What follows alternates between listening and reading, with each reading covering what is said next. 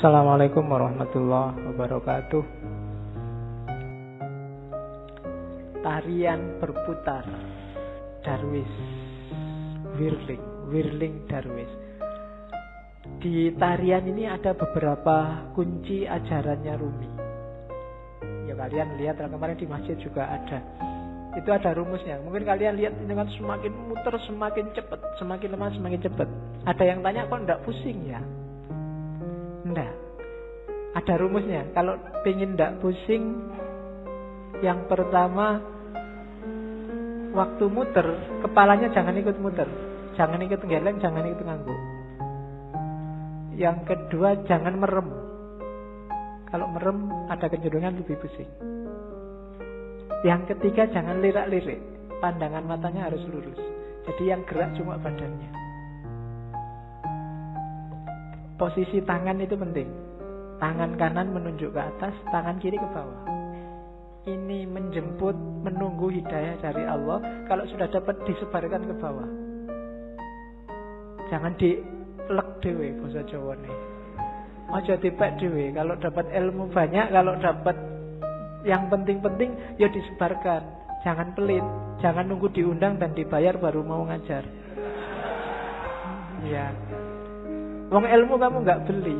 Saya selalu bilang ilmu itu bukan karena usaha kita, tapi dikasih Allah. Kalau belajar itu kewajiban kita, tapi dapat ilmu atau tidak itu terserah Allah. Makanya kadang-kadang ada mahasiswa kuliah kok ngantuk. Jangan dimarahin, mungkin memang belum rezekinya dapat ilmu dari dosennya. Jadi ini menjemput hidayah, yang ini menyebarkan.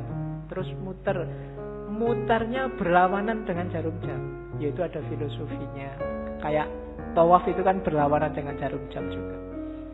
Ya mungkin filosofinya kalau manut jarum jam itu berarti ikut ritmenya dunia, ikut ritme sehari-hari. Tapi yang spiritual itu ritmenya dibalik. Kita geraknya tidak mendatar tapi ke atas. Saya sering ngasih ilustrasi. Kalau kamu sudah masang mur itu, kamu muternya kan harus berlawanan dari arah jarum jam, baru murnya lepas ke atas. Tapi begitu kamu searah jarum jam, murnya akan semakin mancep, semakin ke dalam. Maka tarian ini juga muternya berlawanan. Biar ada energi vertikalnya, energi ke atasnya. Itu diantara rahasianya. Ada topinya. Topi ini kalau di Rumi, topi yang tinggi itu isyarat dari kuburan, makam, nisan. Maksudnya apa? Kuburan dari ego, kuburan dari nafsu, hasrat duniawi. Itu kan topi yang tidak keren sama sekali. Karena memang simbol dari nisan, simbol dari kuburan. Kamu jalan-jalan di mall pakai itu mesti dilihat banyak orang. Tidak keren. Karena memang simbolnya bukan simbol untuk keren-kerenan. Dia simbol dari ego.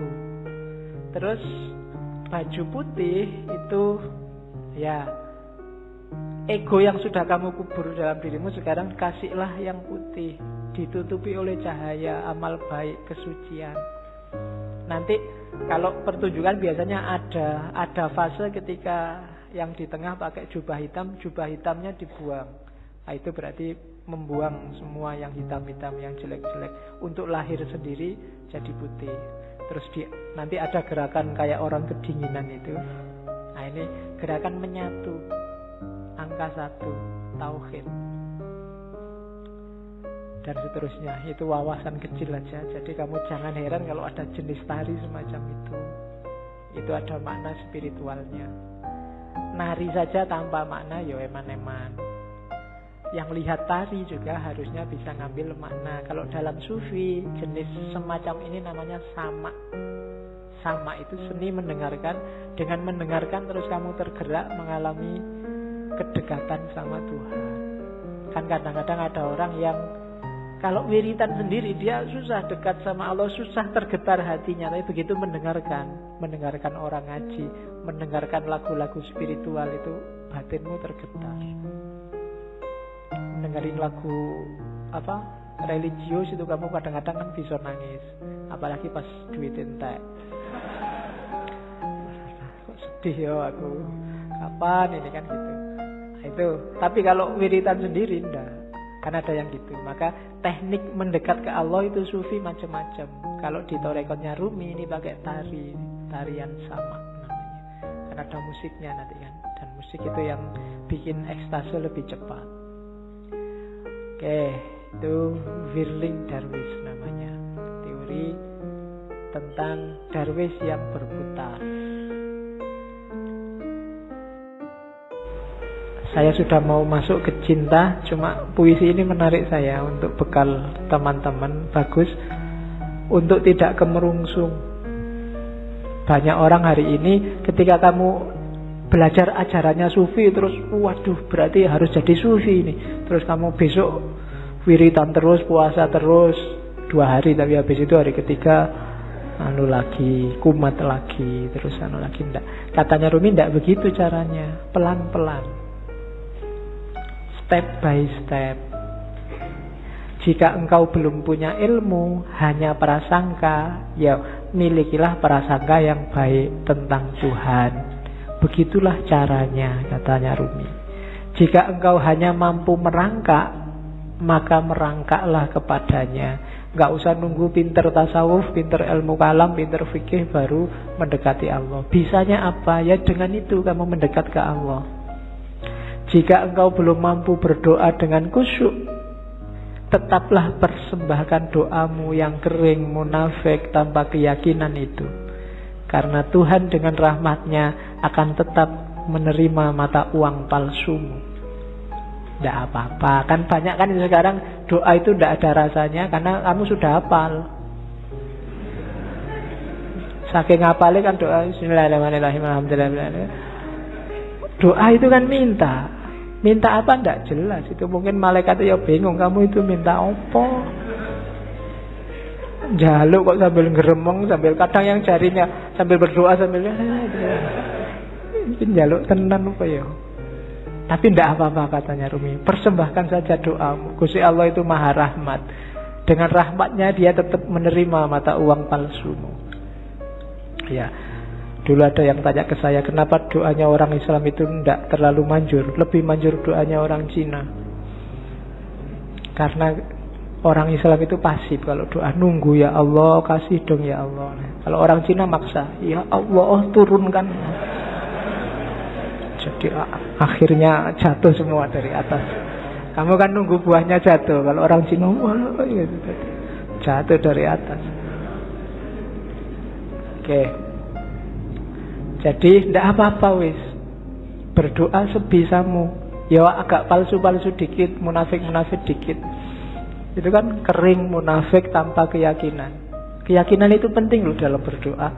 Karena Allah menjawab doamu itu sejauh keyakinanmu.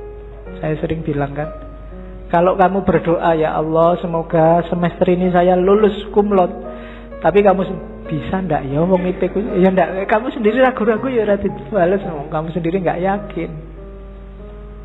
Keyakinan itu penting. Pak, saya keyakinannya separuh, apa ndak usah berdoa saja. Ya berdoa saja, jangan khawatir. Allah tahu yang kamu mau. Berdoalah. Allah tetap mengakui meskipun uangmu palsu, sama Allah diterima aja, ndak apa-apa wis. Karena Allah sangat sayang sama kita. Jika engkau masih mempunyai 100 keraguan mengenai Tuhan, maka kurangilah menjadi 99 saja.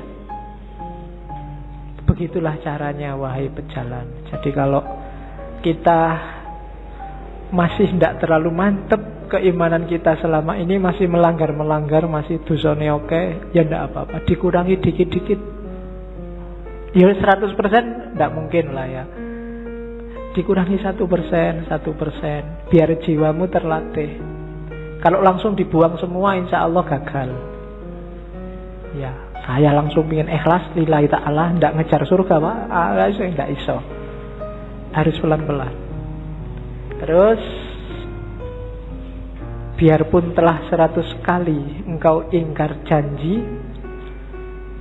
ayolah datanglah lagi. Nggak usah malu-malu. Pak, dosa saya banyak Pak, saya harus datang lagi. Enggak Pak, datang lagi aja. Allah tidak akan nolak. Tidak ada kata terlambat. Jadi tempuhlah jalan itu. Pak, itu dhuwur banget ya Pak teorinya Pak. Tinggi sekali apa ya? Saya bisa Pak, bisa. Pelan-pelan. Sedikit-sedikit. Biar ilaihi roji'unnya sempurna. Eman-eman. Kalau nanti kamu tidak, nafasnya tidak mutmainnah, dilatih pelan-pelan. Pak, saya itu susah ikhlas Pak. Kalau sedekah mesti pamrih Pak. Ya sementara pamrih dulu tidak apa-apa, tapi tetap sedekah. Nanti lama-lama latihan. Oke, jadi tempuhlah jalan itu. Jangan ragu-ragu. Jangan nunggu. Biasanya kelemahan yang muda-muda kayak teman-teman nunggu nanti besok kalau tua. Ya, kalau yang zaman muda ndak, yang tua kelihatannya lebih berat. Memulai dari tua itu susah. Karena orang yang sudah tua itu biasanya sudah keras cara berpikirnya. Kalau bahasa psikologinya sudah jadi, dia sudah mature, sudah mateng. Barang mateng itu satu-satunya yang bisa dilakukan adalah mempertahankan kematangan atau bosok. Apa bosok Indonesia bosok itu? Iya, busuk.